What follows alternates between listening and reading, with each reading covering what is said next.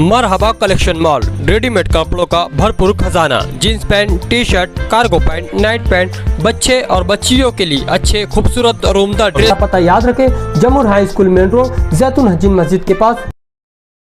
NEET इम्तिहान 2024 इस बार jetty high school को एग्जाम सेंटर न देते हुए इस बार एटीटी हाई स्कूल को सेंटर बनाया गया है। इस साल कुल 1067 बच्चे इम्तिहान देने वाले हैं, जिनमें मालीगाؤں के अलावा आसपास के शहरों, कस्बों, देहातों से ताल्लुक रखने वाले बच्चे शिरकत करने वाले हैं। एटीटी हाई स्कूल में कुल 45 ब्लॉक बनाए गए हैं, जिसमें गेट नंबर 2 बॉयज के लिए मुख्तस किया गया है, जबकि गेट नंबर 3 गर्ल्स के दाखिले के लिए रखा गया है। जेटी हाई स्कूल के पास से अहमद रजा रोड रास्ते को ब्लॉक कर दिया गया है, जबकि शहीदों की यादगार अशोक स्तंभ के पास से किदवाई रोड की तरफ से आने वाले रास्ते को ब्लॉक किया गया है और तीसरी जगह डॉक्टर बाबा साहेब अम्बेडकर के पुतले के पास से संगमेश्वर की तरफ से आने वाले रास्ते को ब्लॉक किया गया है। इस बार पुलिस के पुख्ता इंतजामात देखने को मिले। पुलिस सख्ती करती नजर आई। वालिदैन को एग्जाम सेंटर से दूर रखा गया। मालीगाؤں से ताल्लुक रखने वाले मकामी बच्चे काफी इत्मीनान से ऐन इम्तिहान के वक्त इम्तिहान देने आते दिखे, जिसकी वजह से बच्चों को